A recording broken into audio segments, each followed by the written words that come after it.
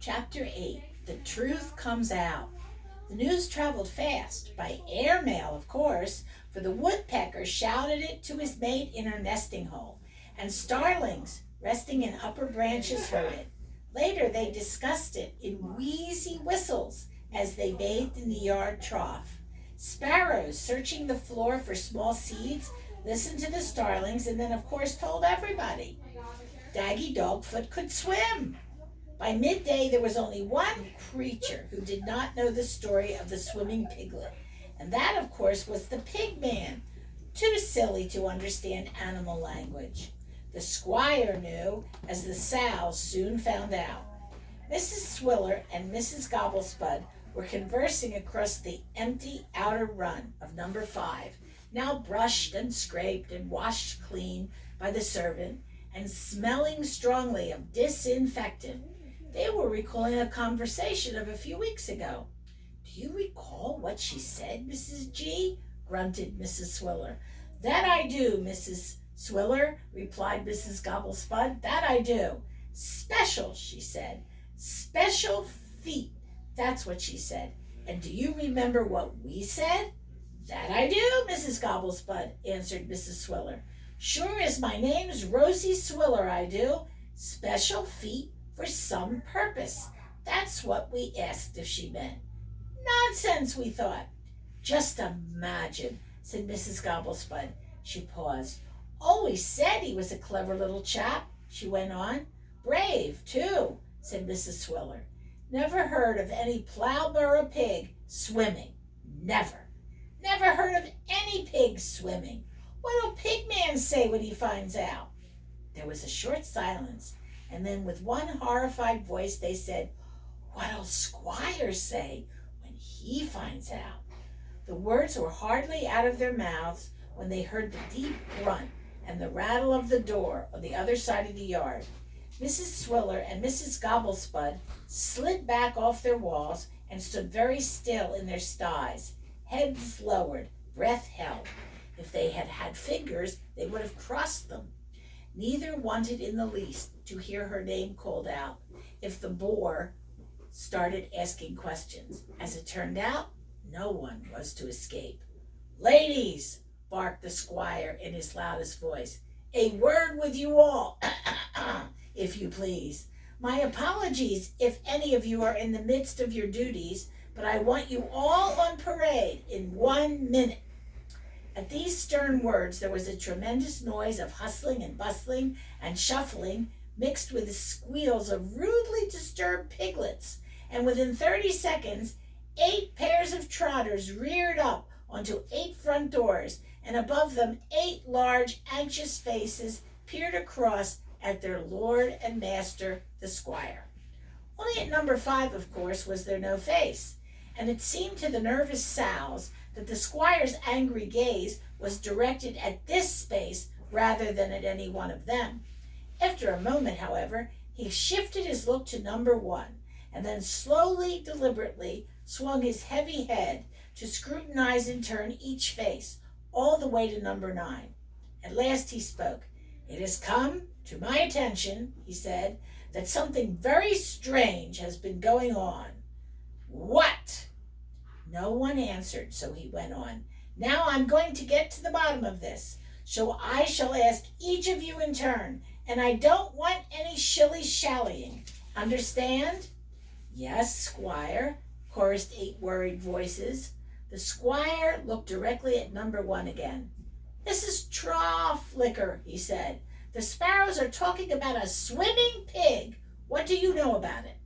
"Not a great deal, squire," said Mrs. Troughlicker uncomfortably. "There are rumors." "Mrs. Swiller?" Mrs. Swiller hesitated and glanced nervously across at Mrs. Gobblespud. "Well, Mrs. Swiller?" "It isn't one of my piglets, squire. They're all here, dry as a bone, every one." And Mrs. Swiller forced a kind of snorting laughter. "No laughing matter," said the squire severely. "Mrs. Gobblespud?"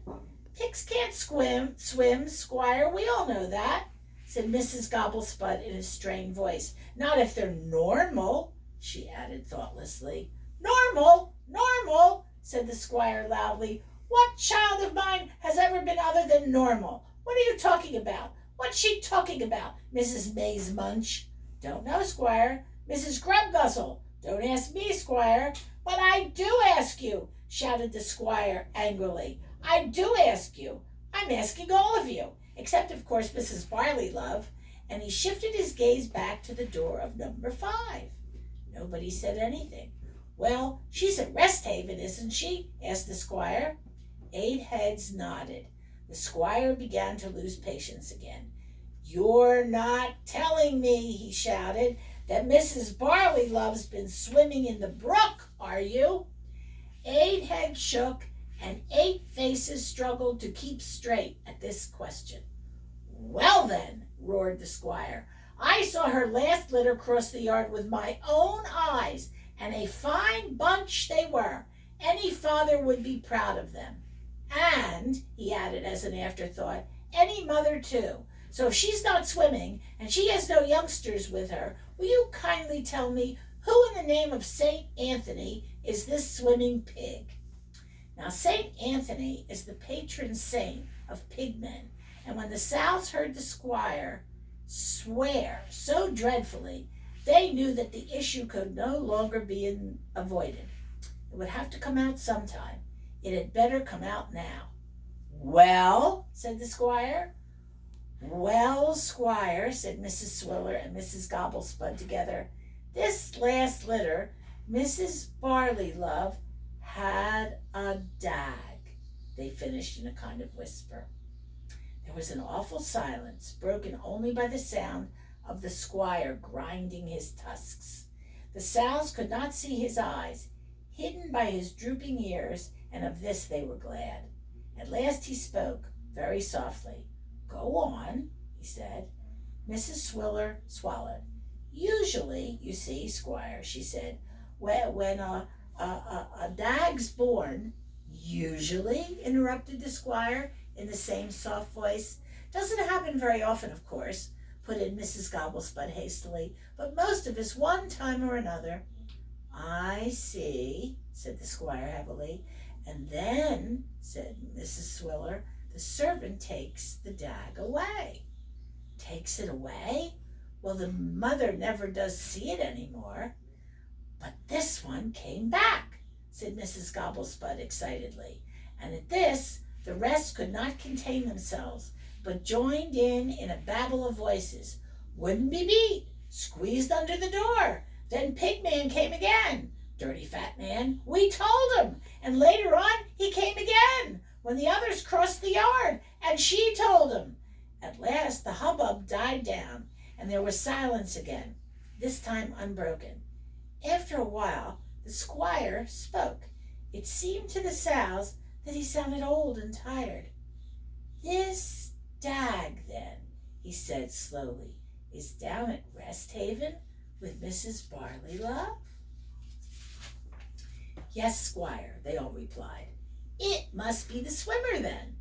Yes, Squire. Extraordinary. Extraordinary. Boy or girl? Boy, Squire. Boy, eh? What's he called? Daggy Dogfoot. Daggy what? Dogfoot. Because? Yes, Squire. Which is presumably how he... 8 heads nodded, and 9 minds imagined the scene in the brook. Extraordinary, said the Squire. His natural courtesy reasserted itself, and he said in his normal, bluff, hearty voice, I'm obliged to you, ladies. Please return to your duties. But after the Sows had disappeared from sight, the boar still leaned on his gate. He felt shocked, but he also felt in some way relieved, for it is better to admit some facts, even hard, bitter facts, than to go on pretending that they don't exist. Most of all, perhaps, as he stood there in the late afternoon sunshine, he began to feel proud. Daggy Dogfoot, eh? He thought to himself. Taken away, but fought his way back, and now swimming? Swimming like a fish, apparently. Extraordinary. By St. Anthony, said the Squire to himself, I'd like to meet the little guy. End of chapter 8.